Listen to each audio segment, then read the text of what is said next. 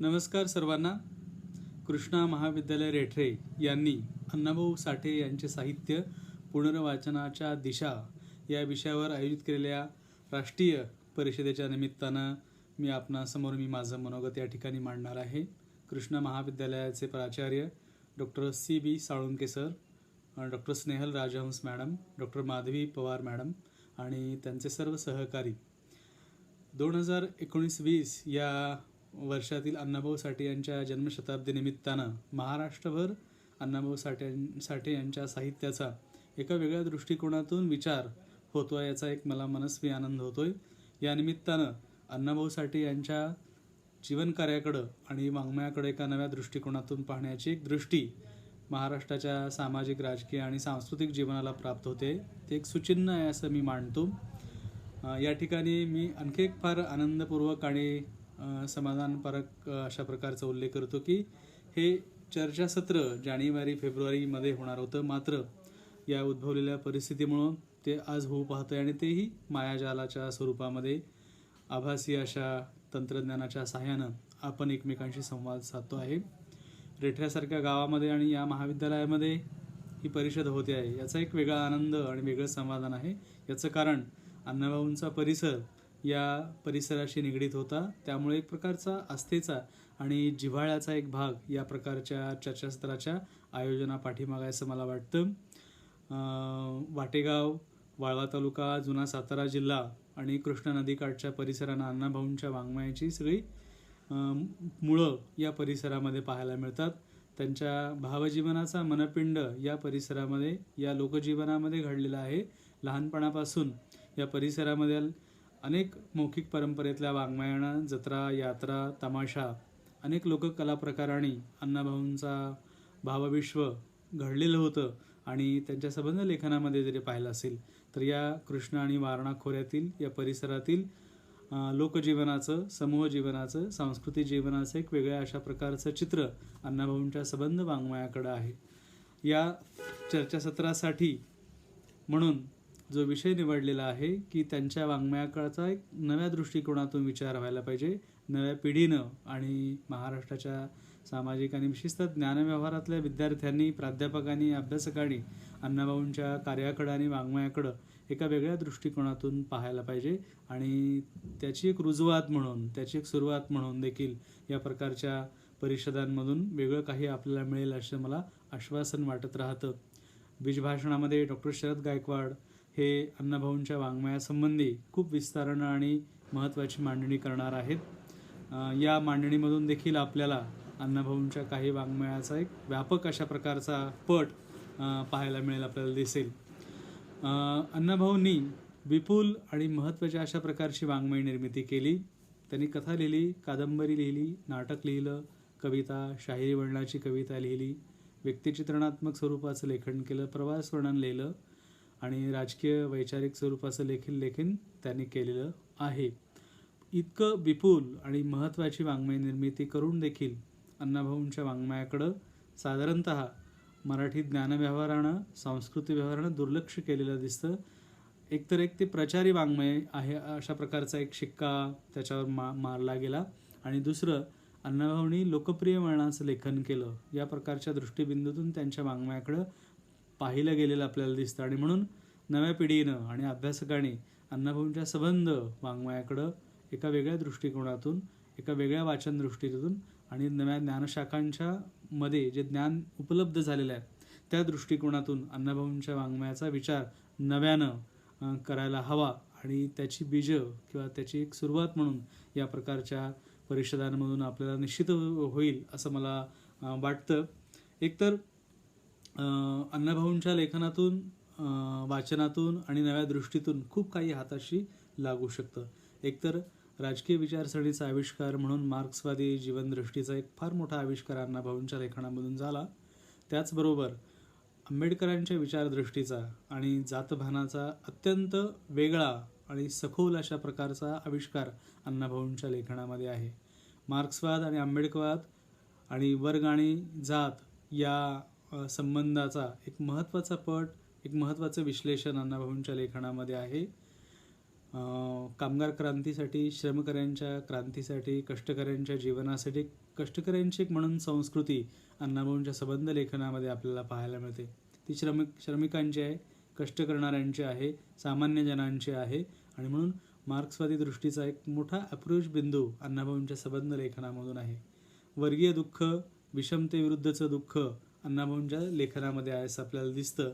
त्याचबरोबर जगबदल घालून सांगून गेले मला भीमराव किंवा सापळासारखी त्यांची जी कथा आहे की मृत बैलांचं माऊ सोडून आम्ही नेणार नाही, आणि असं एक स्वाभिमानाची एक ज्योत अण्णाभाऊंच्या लेखनामध्ये पाहायला मिळते. आंबेडकरांच्या अस्मिता दृष्टीमधून आलेले एक विचारभान अण्णाभाऊंच्या लेखनामध्ये आहे असं आपल्याला दिसतं, आणि म्हणून ती काढण्यात जाळून टाकतात.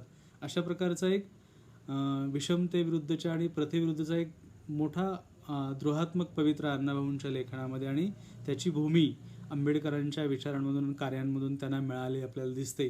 या दृष्टीनं देखील अण्णाभाऊंच्या लेखनातून वर्गीय आणि जातीय दृष्टिकोनाचा नव्या दृष्टिकोनातून विचार व्हायला पाहिजे.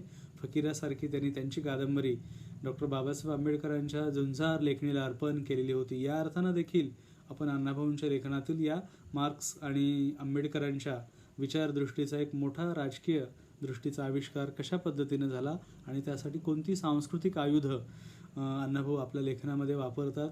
उद्याचं जग हे क्रांतीचं जग आहे, त्यासाठी संघर्ष अटळ आहे, लढाई अटळ आहे आणि त्यासाठी लढावं लागणार आहे.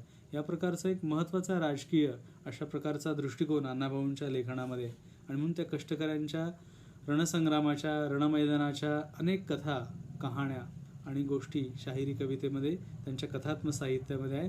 एक युद्धभूमी म्हणून अण्णाभाऊंच्या लेखनामध्ये या राजकीय लढ्याचा एक मोठा आणि महत्त्वाचा अशा प्रकारचा आविष्कार झालेला आहे असं आपल्याला दिसतो. त्याचबरोबर अण्णाभाऊंच्या लेखनामध्ये एक प्रागतिक अशा स्वरूपाची दृष्टी आहे. जीवन परिवर्तनशील आहे आणि भारतीय समाजानं या परिवर्तनाच्या लढायामध्ये, परिवर्तनाच्या चळवळीमध्ये, रणसंग्रामामध्ये आपण सहभागी व्हायला पाहिजे आणि विज्ञाननिष्ठ भूमिकेचा अंगीकार माणसाने केला पाहिजे. बुरसटलेल्या परंपरा, धर्म, रीतिरिवाज, रूढी याच्यापासून विमुक्त होऊन एका नव्या जीवनाची कास मानवमुक्तीच्या आंदोलनामध्ये माणसानं पत्करली पाहिजे. यावरचा एक विश्वास त्यांच्या लेखनामध्ये आपल्याला पाहायला मिळतो. आणि म्हणून मर्याईचा गाडासारखी त्यांची जी कथा असेल की रूढींचं भंजन करून आणि त्या करून एक चांगला लेखक जो एक मेसेज देत असतो कृतिशीलतेचा, एक सकारात्मक स्वरूपाचा, आणि म्हणून परिवर्तनाच्या जीवनासाठी असुसलेला एक बंध अण्णाभाऊंच्या लेखनामध्ये आपल्याला पाहायला मिळतो. अण्णाभाऊंनी मला इथं फार सांगावं असं वाटतं की त्यांच्या लेखनाचा जो चित्रण प्रदेश आहे, जी भूमी आहे, जो प्रदेश आहे, तो एकाच वेळी मोठ्या प्रमाणामध्ये ग्रामीण जीवनाचा आहे आणि महानगराची देखील आहे. परंतु ह्या दोन्ही जीवनाकडे पाहत असताना अण्णाभाऊंच्या लेखनविषयी झालेला जो प्रदेश, जी माणसं आहेत, जे लोकसमूह आहेत, जे समाज आहेत, ते सर्वसामान्य समाज आहे, कष्टकरी आणि श्रमकरी समाज आहे. बरबाद्या कंजाऱ्यापासून माकडीचा माळावरती भटक्या समाजाचं, ट्रायबल कम्युनिटीचं, इतक्या प्रकारचे समाज, भटके समूह भारतीय समाजामध्ये आहेत. तर त्याची वेदना, त्याचं जगणं, त्याचं समाजशास्त्रीय जीवन आपण अधिक वेगळ्या पद्धतीनं मांडावं. त्यांच्या संघर्षाच्या कथा, त्यांच्या दुःखाच्या कथा, त्यांच्या व्यथांच्या कहाण्या आपण सांगाव्यात, असा एक मोठा दृष्टिकोन अण्णाभाऊंच्या लेखनामध्ये आहे. हे ग्रामीण जीवनाविषयी, आणि म्हणून कृष्णा आणि वारणा खोऱ्याचा संबंध हा नद्याकाठचा प्रदेश आणि तिथला परिसर, तिथलं लोकजीवन, तिथली करारी माणसं, बेधडक माणसं, झुंजार माणसं, लढणारी माणसं, न पिचणारी माणसं सतत अण्णाभाऊंच्या लेखनामध्ये नायक आणि नायिकांच्या रूपामध्ये भेटतात. त्यांनी महानगरांचं चित्रण केलं. या महानगराच्या चित्रणापाठीमागं देखील या प्रकारची व्यापक सहानुभूभावाची, मानवतावादी, प्रागतिक अशा प्रकारची दृष्टी आहे. महानगराच्या बाजूला झोपडपट्ट्यांमध्ये विसावलेलं जग अण्णाभाऊने आपल्या लेखनामध्ये मांडलेलं आहे. तिथल्या सामान्य माणसांच्या जगण्याच्या तऱ्हा, त्यांच्या गाथा आपल्या लेखनामधून मांडलेल्या आहेत. आणि म्हणून रातदिन राबणाऱ्या मुंबईमधल्या, महानगरामधल्या माणसाचा एक मोठा प्रदेश त्यांच्या लेखनामधून आला. अतिशय तुटपुंजा अशा जीवनासाठी संघर्ष कराव्या लागणाऱ्या, दररोजच्या पोटासाठी संघर्ष कराव्या लागणाऱ्या माणसांच्या कहाण्या त्यांच्या लेखनामध्ये आहेत. हे महानगरामध्ये आणि छोट्या खेडेगावामध्ये देखील पावसाळ्यामध्ये अगदी कुरडूची भाजी खाणारे समूह त्यांच्या लेखनामध्ये आहेत. 10 आण्याचं मोलमजूर मिळाल्यानंतर आनंदाचं पर्व घरामध्ये सुरू झाल्याची एक प्रचिती येणारी माणसं त्यांच्या कहाण्यामध्ये. तर असं एक दुःखी समाज आहे, वंचित समाज आहे, सबल्टन समाज आहे, अशा एका सर्वदूर पसरलेल्या, एकाच वेळी ग्रामीण जीवनामध्ये आणि महानगरामध्ये विखुरलेल्या सामान्य माणसांचं जगणं अण्णाभाऊंनी आपल्या लेखनामध्ये मांडलं. आणि म्हणून या अर्थानं देखील अण्णाभाऊंच्या वाङ्मयातील या समूह जीवनाचं एक वेगळं दर्शन आपण पाहायला लक्षात घेतलं पाहिजे. या अर्थानं देखील अण्णाभाऊंच्या लेखनाकडे पाहायला पाहिजे. अण्णाभाऊंच्या लेखनामध्ये जी इतिहासदृष्टी आहे ती देखील एक वर्गीय आणि जातीयच्या दृष्टीनं इथल्या वंचितांचा इतिहास त्यांनी न्याहाळलेला आहे. स्वातंत्र्य लढ्यातील युद्धवीरांच्या कहाण्या त्यांच्यात आहेत. अनेक दरोडेखोर, लूटमार करणारे, पण जे वेलफेअर स्टेटचं स्वप्न पाहत आहेत, लोककल्याणकारी राज्याचं स्वप्न पाहत आहेत, त्याचा एक मोठा वस्तुपाठ अण्णाभाऊंच्या लेखनामध्ये. त्यांनी फकीरा लूट करतो, पण त्याचं द्रव्य सगळं सामान्य माणसांमध्ये वाटतो. इतिहास त्यांनी न्याहाळलेला आहे, तो स्वातंत्र्याच्या आणि राष्ट्रवादाच्या अंगाने न्याहाळलेला आहे. त्याचबरोबर लोककल्याणकारी राज्यामध्ये झटणाऱ्या माणसांच्या कहाण्या त्यांना सांगाव्यासे वाटलेल्या आहेत. पूर्वदिव्याचं स्मरण या सामान्य माणसांच्या वीरनायकांचं करणं आणि त्यांच्या झुंजारांच्या लढाईच्या कहाण्या सांगणं अण्णाभाऊंना महत्त्वाचं वाटत आलेलं आपल्याला दिसतं. आणि म्हणून त्यांची महाराष्ट्र इतिहासाची, भारतीय इतिहासाची संकल्पना ही खूप व्यापक, खूप विस्तृत स्वरूपाची आहे. तळातल्या माणसांपासून अगदी वरच्या माणसांपर्यंतचा एक मोठा सांस्कृतिक पट त्यांच्या लेखनामध्ये आहे.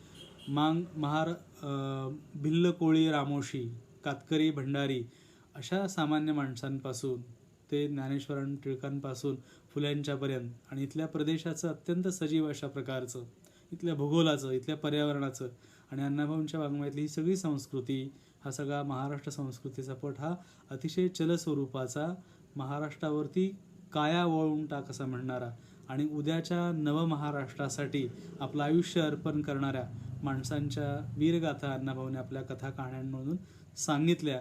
या अर्थानं देखील अण्णाभाऊंच्या परिवर्तनशील आणि नवमहाराष्ट्राच्या लोकशाही नंदनवनासाठी अण्णाभाऊंच्या लेखनाचा नव्या दृष्टिकोनातून विचार नव्या पिढीनं करावा असं मला वाटतं. आणि आणखी शेवटाकडे येताना आणखी मी भाषेचा आणि निसर्गाचा एक मुद्दा मांडतो आणि मी समारोप करतो.